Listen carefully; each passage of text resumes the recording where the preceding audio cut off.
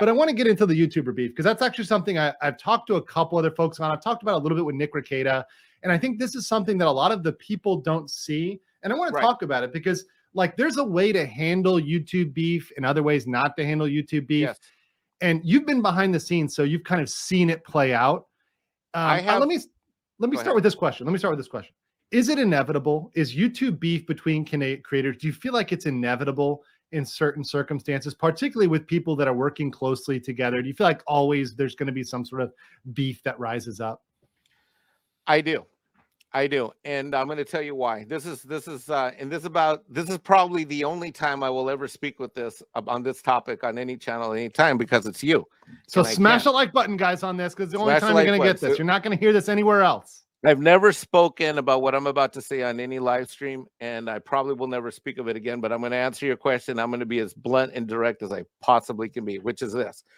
What I have learned about YouTubers and social media influencers, whatever you want to call it, is that, and it's baffling to me what I'm about to say, there is a burning desire that's created to be right, to be first, and to be popular. And though that burning desire for those three things means more to people than even money. Yes. So the last time I saw this was when I've had an office in a lot of cities over the years. I had an office and production office in Hollywood, in Santa Monica, where I did post-production accounting out of that office. I had 6 staff people, and all we did was Hollywood post-production studio work. And I left because I couldn't deal with these people anymore. But it's like Hollywood people, what makes Hollywood people a certain way is that people say, oh, they care about money. No, they don't. What they care about is sort of reputation, connection, and attention. Yes, and it's attention. A lot like attention. By the way, you know who else cares about attention? Women. So let's continue. Women. So that craving desire for attention ends up being more important. Like, the only thing that's more important to YouTubers than attention, in my opinion, is water and air. Because here's a fun fact. The vast majority of YouTubers don't make dick shit for money, but they spend a shitload of time making pennies on the dollar. Some people ask me, well, Mike, why don't you start your YouTube channel? I'm like, for my lifestyle, what's it going to do? Give me toothpaste money? Right. Okay. So what I see happen over and over. By the way, you're charging per hour way more. I mean, like you said, your baseline is like, or sorry, not per hour, but your baseline is $750. You won't file for less than that. No, there's a lot of YouTubers that won't make that in a month at all, right? I know for a fact that some of the channels that I produce, I've made more money in 1 month than they've made all year. I mean, especially if they're just relying on YouTube revenue. If that's all they've got. So what happens then is that you have these YouTubers that what happens is I call it the YouTube disease. Something clicks. Yeah. At some point, something clicks.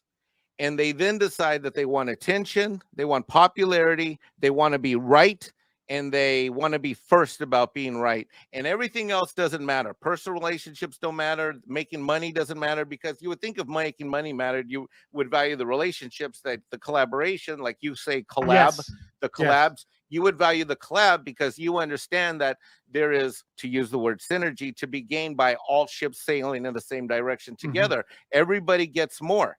One of the things I love about you, Andrew, is that you said over and over again that sub count is a vanity number. And it's a vanity number. Look at, by the way, we see this. You know what's a great proof of this? Star Wars. Look at the Star Wars in YouTube, right? They've got, what, 1 million or so subs, 5 million, whatever else it is.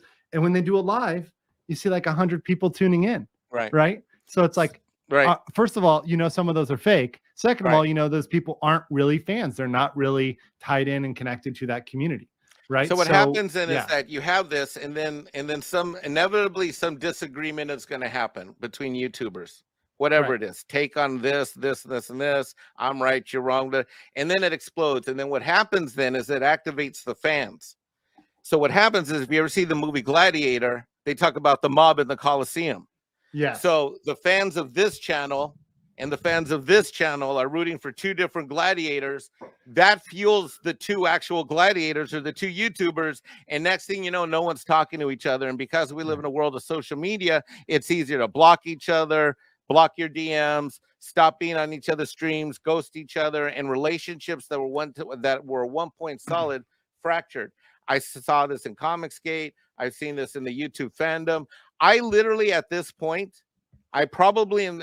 I mean, I can name 20 YouTube channels with significant sub counts where I know half of them don't talk to each other, deal with each other because of some beef that they've gotten. And to me, I think it's all funny and silly because I think we all should be in alignment. And the fact of the matter is that, Andrew, you and I in real life, we're probably not going to agree on something. I'll give you an example. No, right? Like issues, right? Like, so we're going to have issues. And I keep saying this, Mike, you're 100% on this.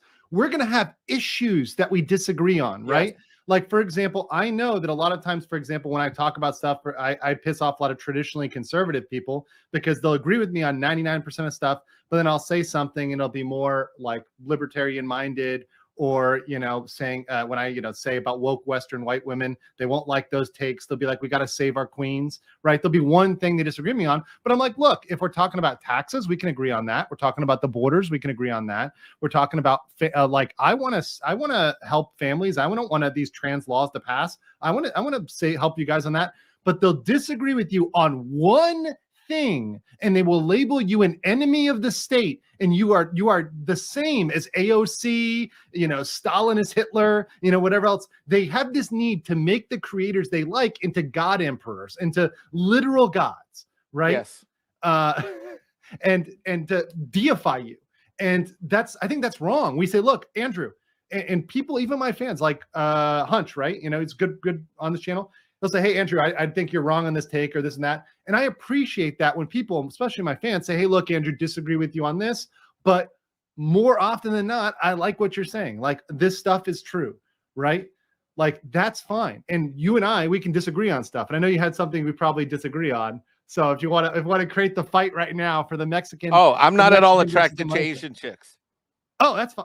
I'm okay with that. Like, I'm just saying, but I'm just saying, this is my point, is that I think you're missing out. And have you met Filipinas? I think for yes, I brothers, can't stand. You can't. All right. The accent drives me nuts. I had a Filipino girlfriend in high school, and that's it. So no, I'm the reason I'm picking that as an example is because of all the things we could disagree about, whether it's Star Wars or Asian versus Latina chicks or whatever. Right. The point of the matter is that that's so petty. That's so fucking the relationship and the bond of all ships sailing the direction should be more important. Now, the fact of the matter is, drama is entertaining. Yeah. The live streams love it.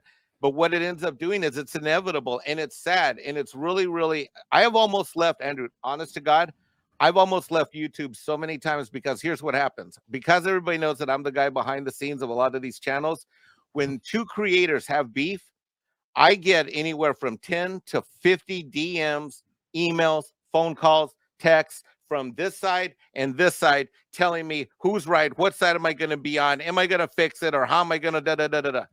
And I'm not going to mention any specific names, but every single major beef that has happened in the fandom, every single one, almost, except for maybe two that I can think of, I have been in the behind, and it has been miserable. I've almost left YouTube many, many times. But what keeps me here is this, Andrew. Here's what keeps me, is that I'm a fan. And that's why I tell people I'm not a YouTuber. I'm a fan. Had I left, I wouldn't have found your channel because I would have been gone already. And the thing of the matter is, the point of the matter is that you don't know what creators are going to come along that are going to teach, educate, and entertain. And so I've got to stay in this thing in order to try to keep some of the glue together for a lot of these channels. Yeah, and I think that's the people we need. We need the people that are the connectors, that are the people that make it happen, because you see these powerful abilities to collaborate. I never would have thought that I'd be collaborating with Midnight's Edge and with Valiant and WDW Pro and these guys talking about pop culture stuff, even though I always talk on my channel how everything is connected. But I still say, okay, you know, I try to stay within my field, stay within my realm of knowledge, my expertise, right? I'm not trying to become a pop culture channel. I'll talk about it as it relates to business and law, right? Because that is my field, right? But I'm not going to talk about it just to talk about it. I'm not going to do movie reviews, right? I may talk about it offhandedly during an interview like this, but I'm not going to make that the prime part of my channel. But we are better together when we're able to bring somebody in as an expert. When I want to talk about something, I can bring in somebody who, you know, is way in deep in the Star Wars fandom, or I can bring in somebody who does Disney like Valiant or whoever else, and we can get into these deep conversations about it because they're a subject matter expert. If I'm like, fuck you, you're wrong, and this is the stupidest fight ever, and I'm not trying to drag you into this, but, you know, this is the whole, was Chapek the savior of Disney or not? I know there's that was a great whole, example of a one. whole fucking huge fight. And we're not, once again, I'm not going to get in the weeds on that. Who's right, who's wrong. I really don't give a shit. Right. I have zero dog in that fight. But the point of the matter is people like excommunicated each other over that issue. And it's so fucking stupid because they both agree that Disney is woke and Disney is crazy and what they're doing with Star Wars is horrible. But because of this one little issue, they've now excommunicated each other and not talking to each other anymore. It's like, it's so fucking stupid. It's so petty. It's childish, but it's because of exactly what you said before. And I think Tianini actually said it in the chat. And thank you so much for repeating it. People want to be right. They want to be first and they want to be popular.